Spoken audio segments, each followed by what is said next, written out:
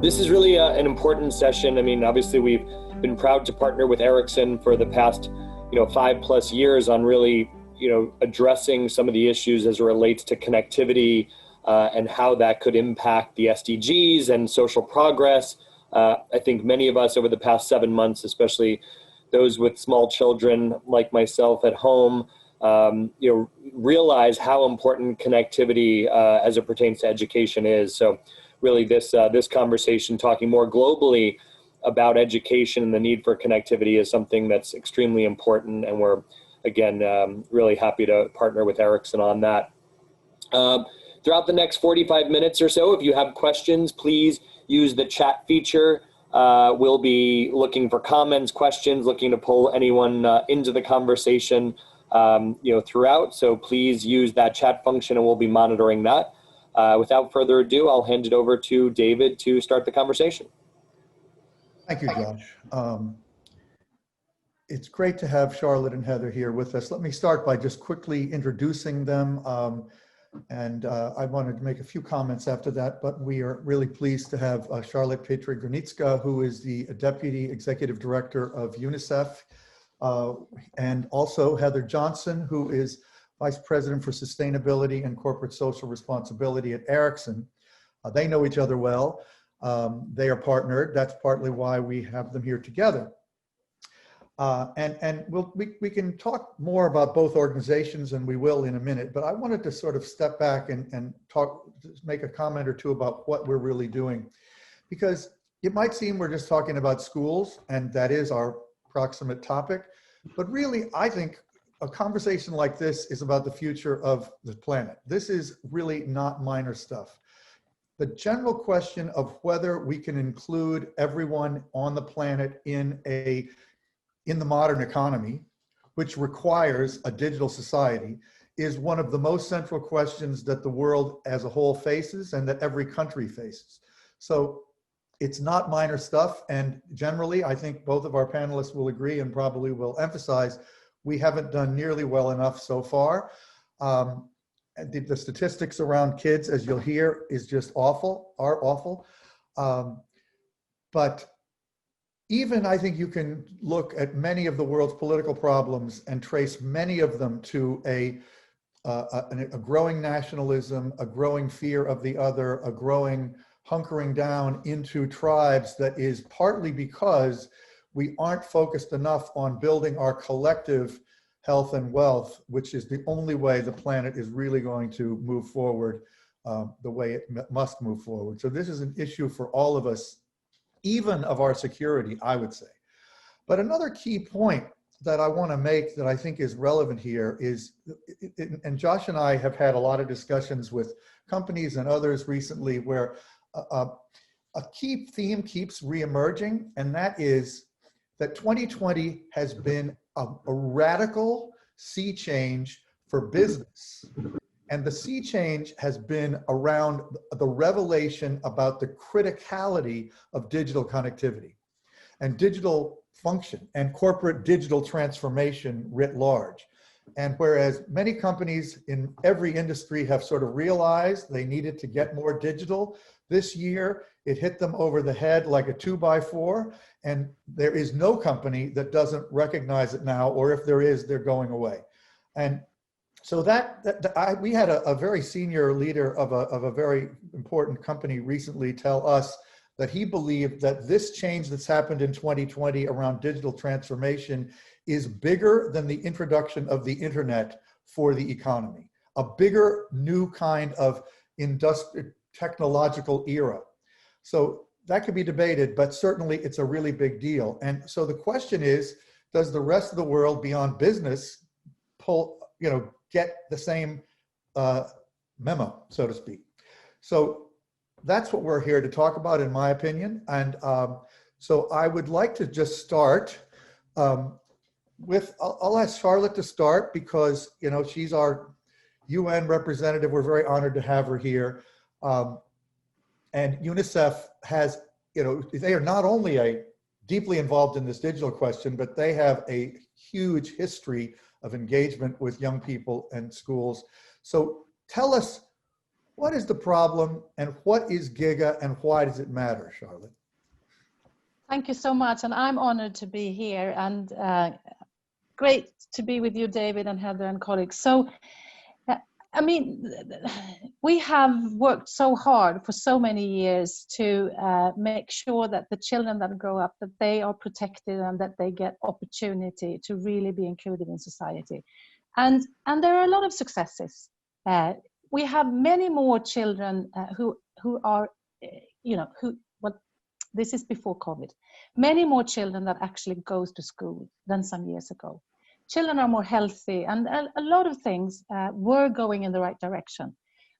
But the thing is that where we are right now, the gap is widening. The children who have access to the opportunity to learn, and the children who are falling behind. Before COVID, we already knew that 365 million children were not connected to the internet. And half of the children in low-income countries in the age of 10, they didn't actually learn to read or write a simple sentence. And because of COVID, the World Bank now estimates that 6 out of 10 children in that age will leave school without that knowledge. And the thing is, when you grow up today, if you are not connected to the internet, you're not just falling behind in school, you're falling behind because you're not digitally skilled. And what you said, David, about is this the paradigm shift on digital? I think it is, because we have learned, our behavior has changed. We all use these services now. We have learned how to adapt to this. We also realize that if you are not included in living your life like this, you will fall behind. And the economy, I mean, I'm talking about children. The World Bank is talking about the economic outcome of that. And the $10 trillion loss in this cohort of young people today if they are out of school. And let me give you one more figure to talk about this challenge. When we looked around now in COVID time, we all have, well, I have grown-up kids, but I think we have all experienced homeschooling. We have experienced the bad and the good. And in our part of the world, 82% of young people, they can remotely work with school. They are connected. But in the low-income countries where we work, just 28% in Africa are connected to the internet.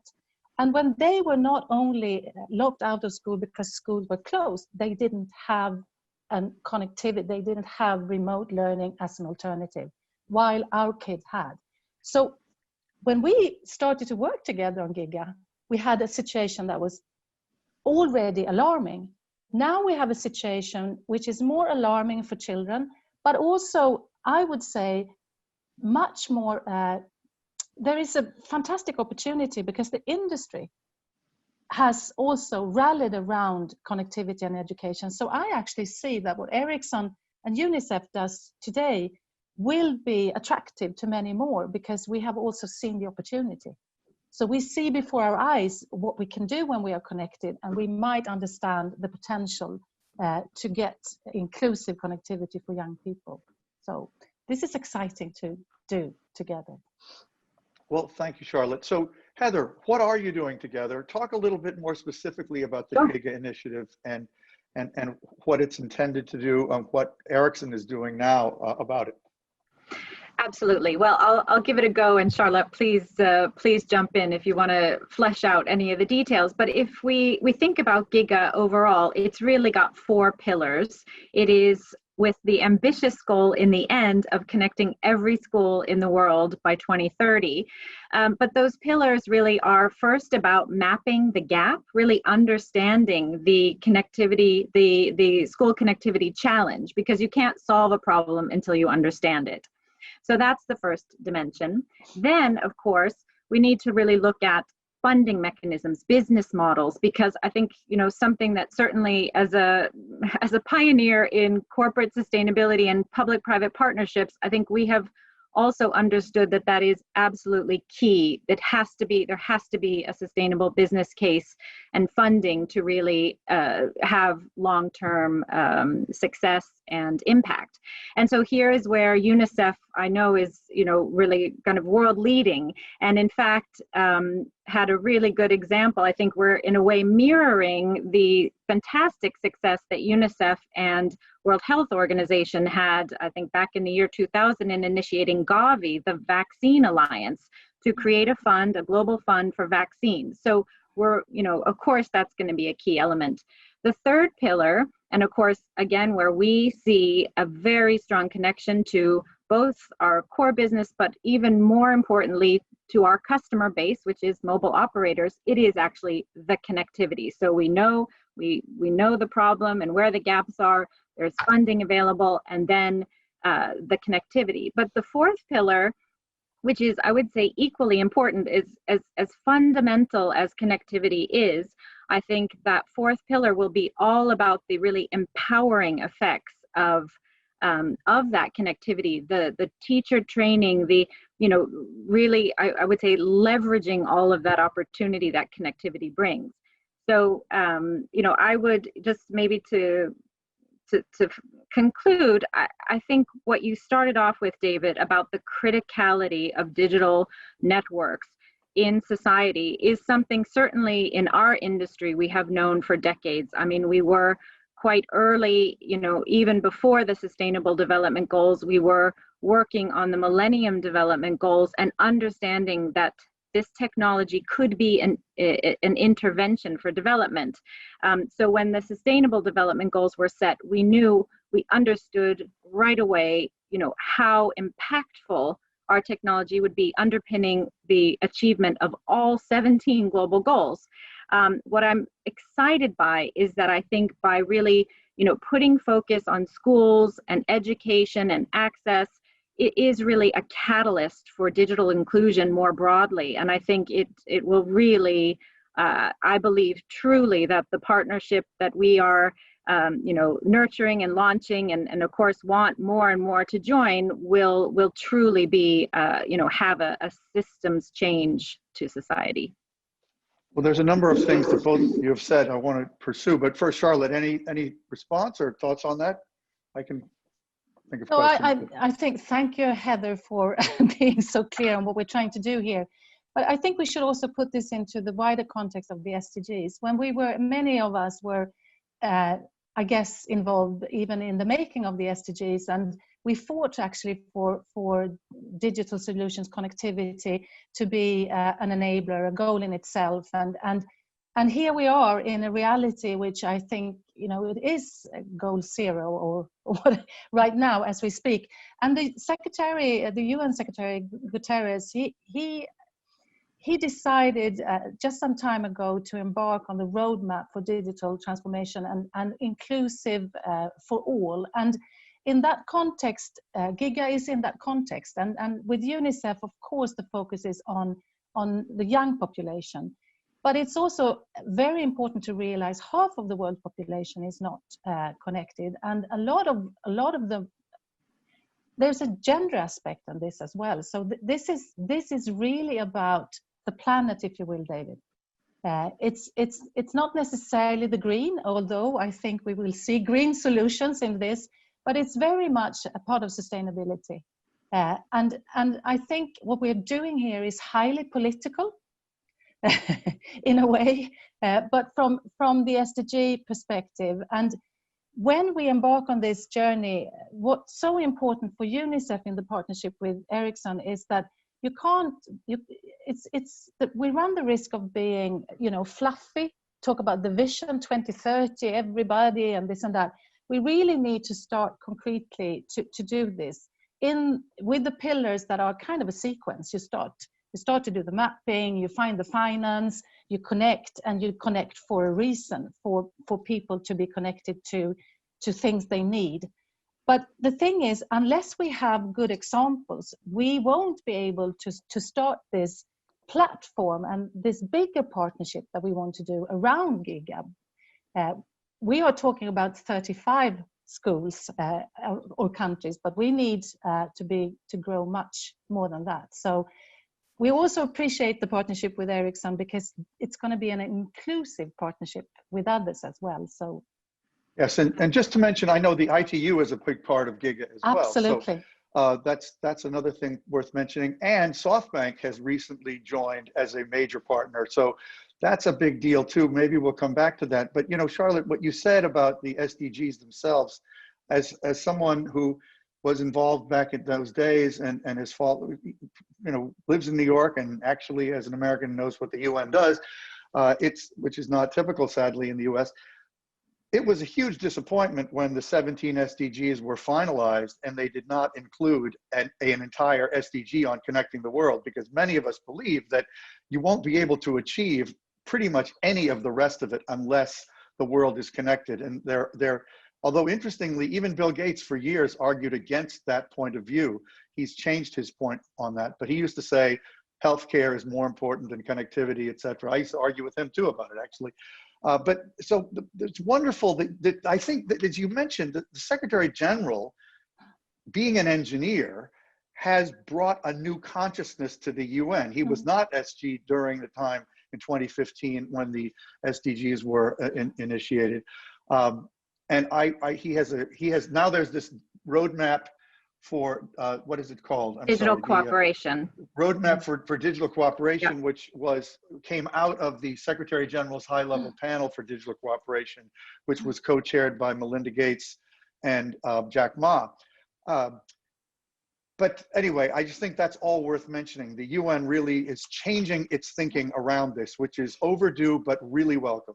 But yeah, go ahead. Can I just comment on that? Because I think it's a truly important point. And also, you know, as I said, as a company that has been involved in public-private partnership and sustainable development for decades, I think we do see, I think this, as you said, the roadmap for digital cooperation, I mean, just sort of think about what that title encompasses. It is, you know, truly, I guess, emphasizing the fact that, you know, digital will be a fundamental, but it is about collaboration, cooperation, and partnership to make it happen. And I think I'm also really delighted and, you know, really compliment Charlotte and UNICEF, because in fact, the Secretary General highlighted GIGA as really, you know, one of the, you know, strongest concrete initiatives that really embodies the that roadmap thinking. So I think it's, of course, ambitious, lots to do, but I think it's setting a direction and showing what needs to be done.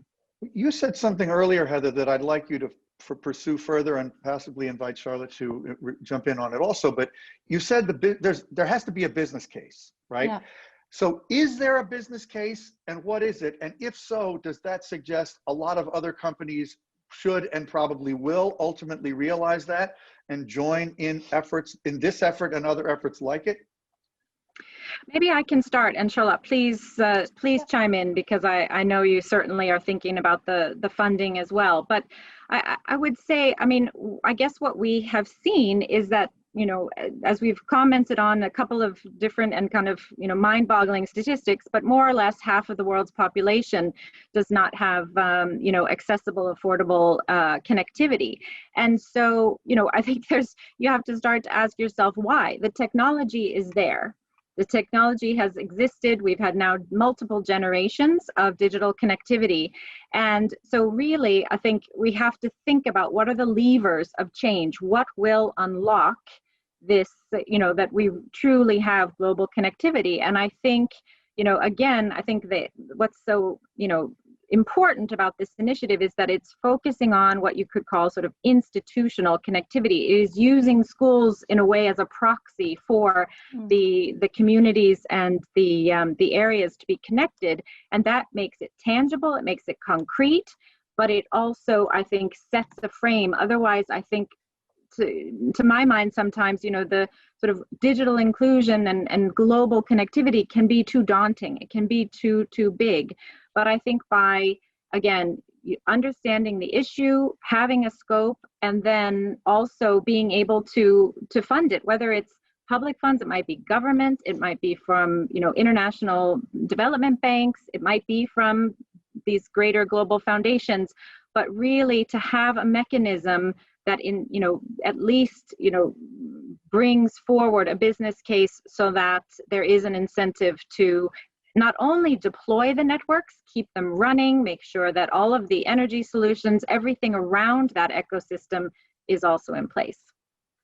Yeah, and I think, we are embarking on this because there is a divide, there is a gap out there, and the market has not necessarily fixed that. So obviously we need society to find its part of this compelling business case. So what we think we need to bring to the table is a blended finance solution where we might have to work for a while to make this affordable for the private sector by putting in guarantees, first losses, helping governments in some countries to access investors to do this and so on. So it's going to be finance this to make the case and to bring the actors together to really blend the finance solution is going to be a very important part, which was the same with Gavi in a way. It was a new model to make sure that vaccines were affordable, sustainable.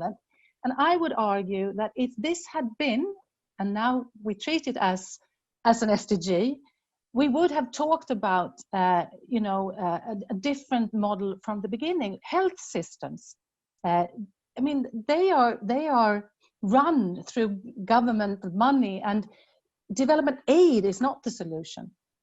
It's really, and this is not going to be, UNICEF is not going to be, our funds is not going to fund this, but our leadership, that we can rally, the actors around compelling cases and make sure that the financial solutions are there, because the Secretary General said another thing too. He said, I need the pension funds, the investors, the sleeping trillions out there to come to the UN and start to invest in infrastructure, and technology is a big part of that. So we're trying now in this digital collaboration to get finance and connectivity connected, if you see what I mean. But we need the concrete cases. Well, So.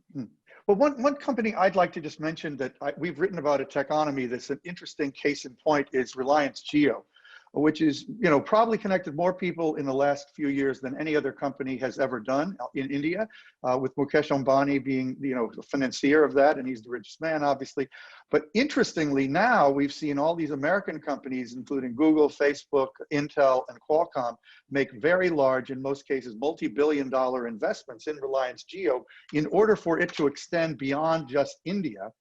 And separately, it's interesting that Ambani now is trying to compete with Amazon and create a commerce solution in India that would be a major one that he's got money to invest, obviously.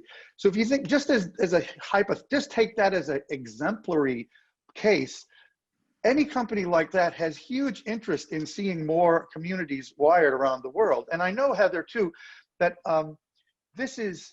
it is about wiring the schools or connecting the schools, not wirelessly. What's the word? Wirelessly the schools, wirelessing the schools. But it's kind of as a spear to get into the entire community that way, right? Yeah, absolutely. As I said, I think this institutional coverage is kind of a proxy for the communities that they're in. And, we absolutely, I think what's very interesting again about the pandemic, the global pandemic we're in, is to see that, as Charlotte so eloquently talked about, these divides, they are exacerbated. And, in this, we are seeing just so much more starkly how, how communities are affected, and that, that inequality is just reinforced so fully. So I think it is, it certainly must really extend, but I think the schools are a good nucleus to start and to drive forward. Yeah, and I think it's fair to say, Heather, that when we started to think about how do we actually work with this gap, and obviously you start with the individual, you think one device, one child, but we that's going to be difficult. When we ended up with schools, it was actually Also something we learned through mapping schools in Sierra Leone, I think it was, when we realized that when governments saw what they could do through the system of connected schools, that was a very compelling case, because the school was the focal point for not only, in this case then, children to learn, but for the community as a whole. And you see business opportunities around that as well. So that's your example, David. I truly think that it's a sustainable model to start around what could be the focal point, the school. And obviously the engagement around the school will be different from different actors around that. And for us, it's obvious. But without an economy, local economy around that school, it's going to be more difficult. So again, the partnerships will have to be, it's such a substantial part of making this work.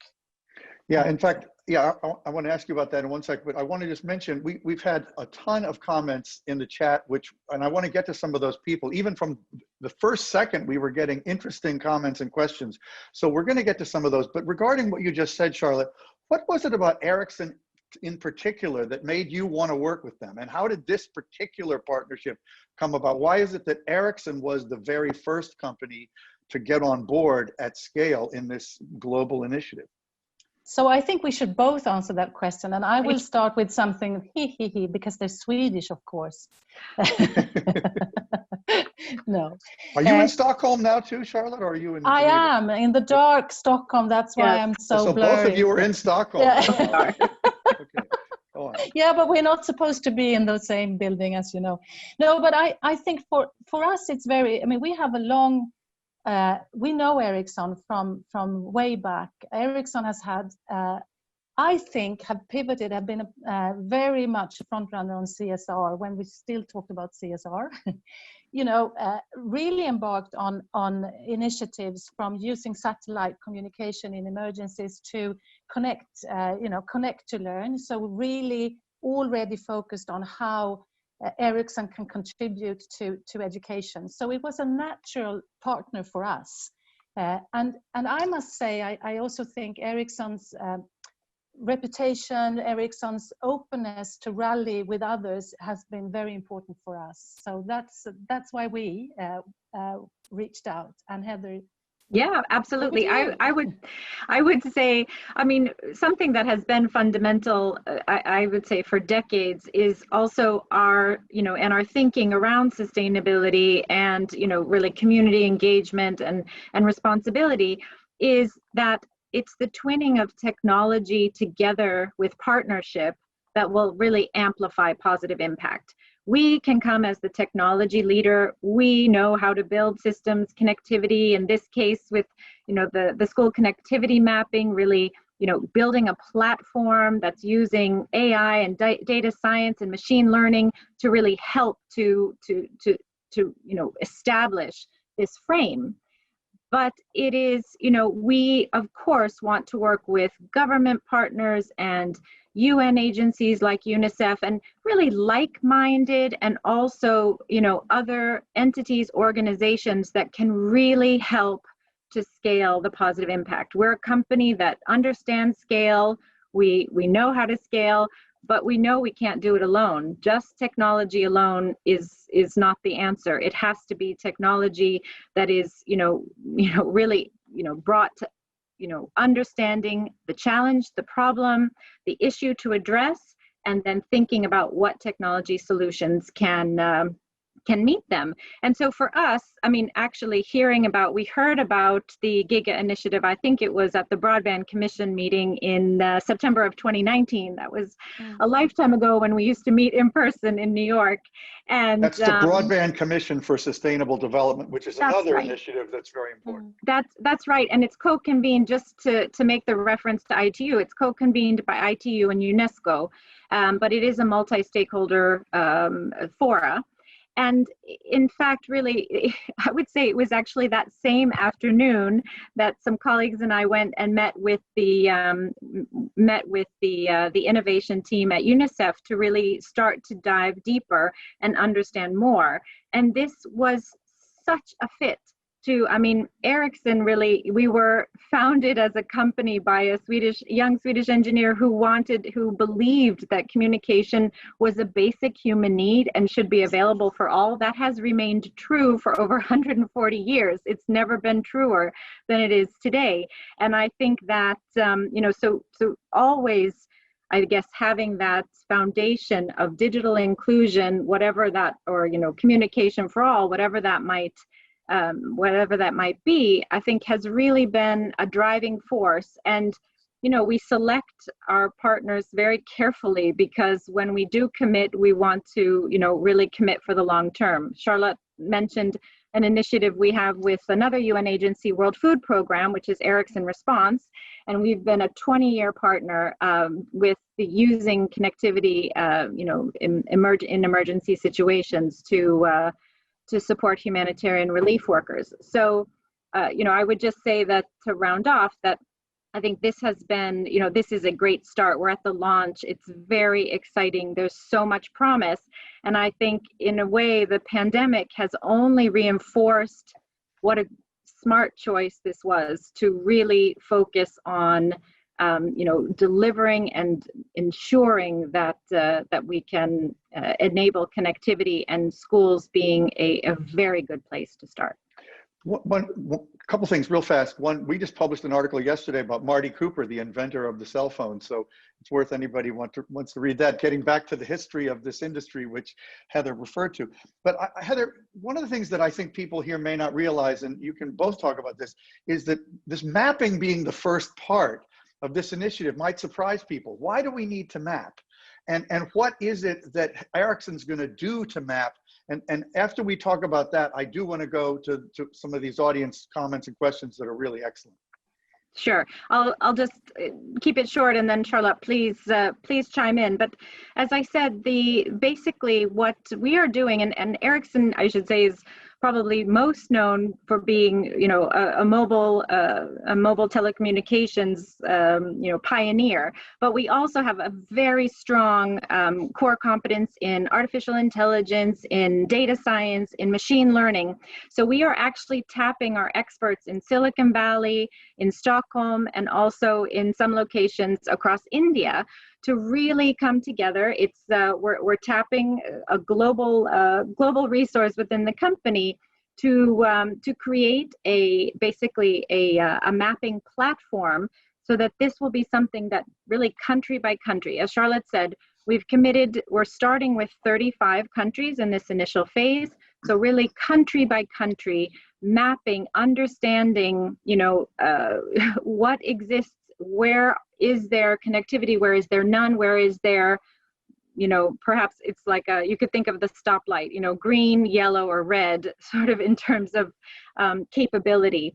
And so, again, I think you can't solve a problem if you don't understand it. And so I think this is really a fundamental. If you don't start with the problem, scope, then I don't think that you can really measure success going forward. Right. Charlotte, anything to add? Charlotte, I wanted to ask you though, Charlotte, when we talked yesterday, Charlotte, you mentioned that we don't even know how many schools there are. No, we don't. Explain that. How could that be? Because, schools, it's different systems in different countries. And one of the mapping we did in a country in Latin America, the government said we absolutely didn't know that we had, all of these schools. So there are different reasons for that, but schools are schools are there because of the community. And they are unknowns. And the thing is, for UNICEF again, we are working for the furthest away from the SDGs. We are working for, really for leaving no one behind. So this mapping is also very important. We want to see, where there's absolutely no infrastructure, no broadband and all of that. We might not bring the easiest business cases or the most obvious compelling business cases to the table. But that's our part of this as well, because we will have to find finance for exactly that. We're trying to close the gap. And of course, we cannot start with what we know. We have to start with the unknowns, thanks to this partnership. So it's an opportunity that we've never had before.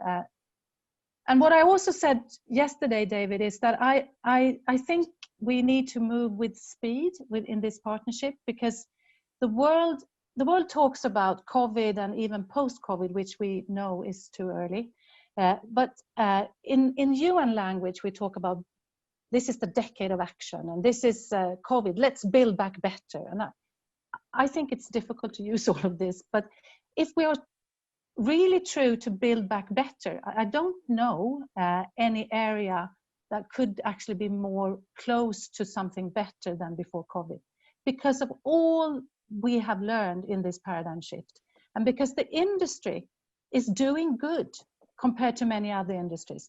So if we don't seize this opportunity with the Secretary General's roadmap and what we do with Ericsson now, and try to move the platforms with other partners quickly, I don't think we are opportunistic enough in the good sense of opportunistic.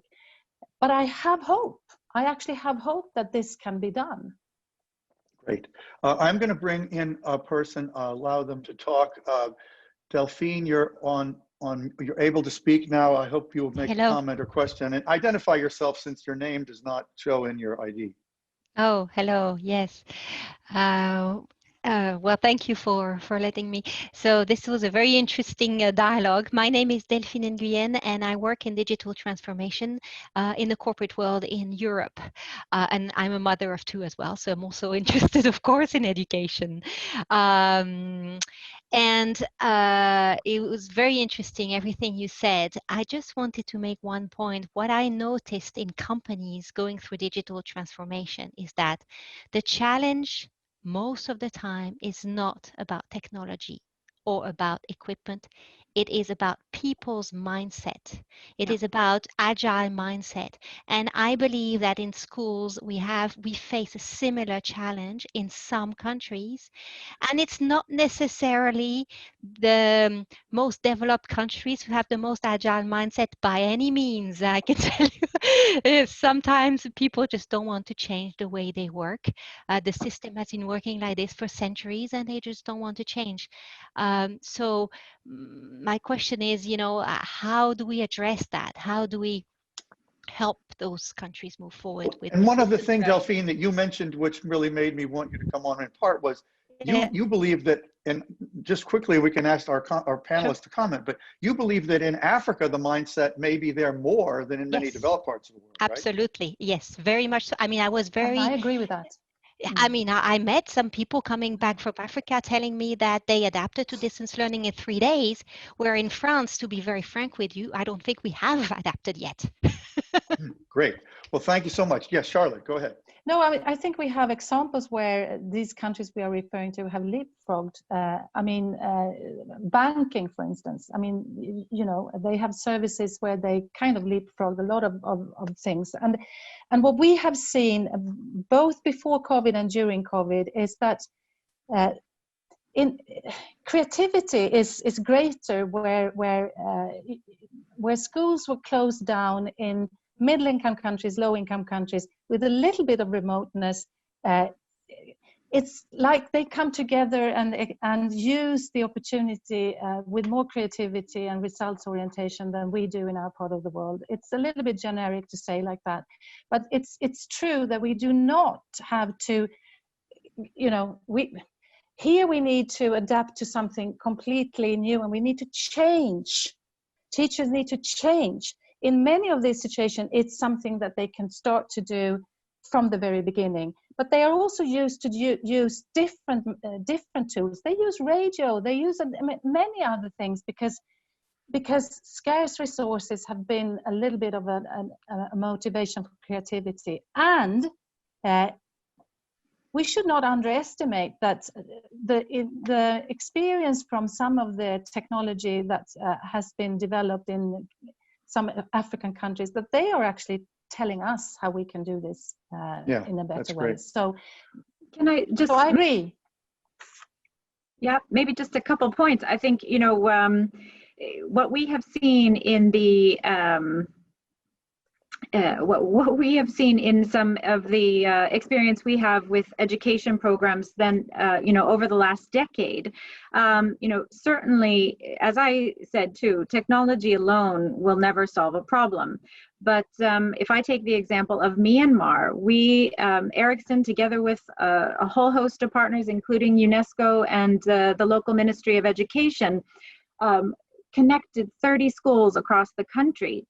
But as an important part of that deployment was the teacher training for the teachers to understand how to use these tools. As, I mean, you know, delivering, you know, connecting a school and delivering hardware does nothing if people really don't, you know, aren't able to not only, you know, understand it and learn it, but also embrace it. And as you said, Charlotte, really innovate in the ways that that technology can be used. So I think it's you know, I mentioned that fourth empower pillar. I think that is certainly, you know, one of the aspects of that is to really also, you know, have that as an important component of the project. And we have so many examples of how teachers in refugee camps are kind of mentored through iPads. How health workers can work very remotely because they use these technologies, and we have not started like that in our part of the world. So there are examples and examples. Yeah, and that's exciting. We have a number of experts in our audience, and I want to put one of them on now, Larry Irving. Go ahead, Larry, and tell us quickly who you are. Hi, I'm Larry Irving. I used to run Department of Commerce's National Telecommunications and Information Administration, and I'm the person who wrote the first reports on the digital divide back in the 90s and working on the whole question of ed tech and remote learning for the last quarter century. It's great to see both of you. Heather, thank you for what Ericsson has been doing for years. I go to the Social Good Summit, and Ericsson has been one of the great companies in terms of using technology for societal good. My first question was going to be, you know, when we were doing the connecting schools and libraries in the 90s, we were trying to figure out how to take lessons learned and best practices. And my first question was, how can we take what we're learning in developed countries and help seed that through the developing world? But listening to the last conversation, how do we take some of the innovation, some of the thoughtfulness, some of the we have to do this now because of the critical nature of this for less developed economies? How do we get a sharing? How do we get best practices disseminated across the planet? We have a crisis in education in the United States because our kids aren't in school. We have a crisis in Europe because some kids aren't in school. And we've had a crisis for years, particularly in global South, particularly with girls in the global South who aren't in school. So how do we connect all those dots and use what you're doing to help strengthen education for every kid, the 1.7 billion K through 12 kids across the planet?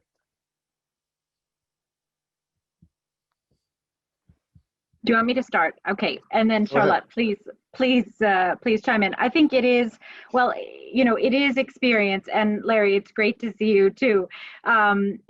It is really about, I mean, I think one of the benefits and one of the reasons why I think Ericsson is such a stellar company is that we are global. I mean, we are based in Sweden, Charlotte, as you rightly pointed out. We're headquartered here, but we're active in 180 markets around the world. And so it is really with that global reach, and as I said, being able to partner with other organizations that have that scale and that can really combine, you know, and I certainly, you know, while we have had 10 years of experience in the education space, we closely collaborate with UNICEF, with UNESCO, I mean, with the experts who can really help to, you know, help us marry that, you know, those needs, the innovation, and really this breadth of experience between the partners. Yeah, I want to put, okay, I'm going to ask Michelle Clark to come on and make a comment or question. She's somebody we've known a long time, and she always has smart things to say. Michelle, go ahead. Good afternoon and evening. I just want to underscore an important point that's been made a couple of times, is that, you know, if we connect and elevate schools of the rich that are already partially connected or are easily reachable, and we don't reach out and help the schools of the oppressed, we'll only be exacerbating the problem. And, you know, the other problem we have, and it's a little bit embarrassing to even say this in the US because we're seen as a culture that's quite different, but in reality, starting in 1979 with California's Proposition 13 in 1980, with Massachusetts Proposition 2.5, funding for public education has been systemically cut and capped through taking away property taxes. So we now have two generations of a lot of Americans who are less educated than their parents. So we've distressingly seen in the last 4 years what that does to one's culture and community. And I'm wondering, as you map, what kind of safeguards are you finding that you can put in place, or do you think you need to develop to make sure that these sort of hidden students don't, or oppressed students don't continue to be marginalized? That's a deep question. There's a lot of related questions about the content people consume once they get on there too, but go ahead, answer that. That's a good one. Thank you, Michelle. So I'm not sure it answers your question in the US context, honestly. I mean, what's driving UNICEF in this partnership is to find exactly those furthest away, those not included and oppressed children, if you will. And in one way, it's, you know, that's what we do. We always work with the kids that are furthest away, and we try to get them included in health and education and all of that. But in the US market, and even in a Swedish context, it's different for us. And that's probably not, Heather, where we're going to start to do this, either the mapping. We're going to focus on the countries that are furthest away. And low and middle income countries. And that's also where we can use the development aid resources we get for this partnership. So, but having said that, I know that this has to happen in our economies as well. And I don't want to, well, there is an American company working a lot with education called Verizon. And they happen to have a Swedish CEO. And what I'm saying is that there is a reason to look into this issue, but and build partnerships even in developed economies. UNICEF cannot necessarily help out there because that's not what we are asked to do. But I would suggest that a partnership that we have embarked on here should invite other actors as well and inform that. So happy to share afterwards ways of doing that. I think we really need to wrap, but I wanted to just ask either of you if you have closing thoughts or things you wanted to say that we didn't get to. There's so many other aspects of this that we could have touched on. But Charlotte, you want to start with any closing thoughts? Oh dear, I just spoke. Okay, well. So Heather, and then I just say hello. Sure. No, but thanks so much. It's been a fantastic. It's been a fantastic discussion, and it's always a pleasure to talk with Charlotte because it is, as you can see, a very genuine partnership. I guess I would just really go back to what I opened with, and what you opened with, David, is that, you know, this digital connectivity and the infrastructure that is really central to this partnership is so critical to society. So we are very excited. We are, you know, energized by the partnership, and we do, I think, you know, I would probably speak for Charlotte here in this case as well. We really encourage more participation. I mean, we are so proud to be the first private sector company to really put a stake in the ground and commit and partner. But we also know that this will be a very broad and global partnership and an initiative for it to succeed. So I think I'll leave it with that, and over to you, Thanks. Charlotte. Thanks, Heather.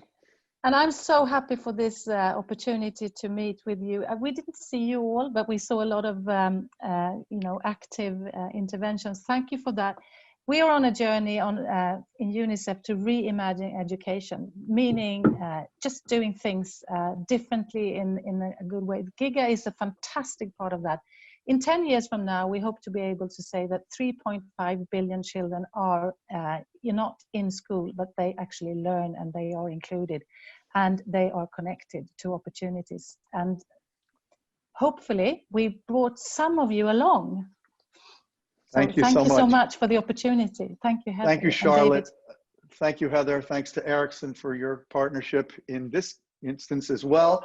Thank you to our audience. We really did have, the rest of you may not have been able to see all the great questions and comments that were coming to the panel, but they were really good. You were a very engaged audience, so thank you. Sorry we couldn't get to more of you, and we'll see you all again soon at another Techonomy event, I hope. Thank you. Great, Thank you. Thank you.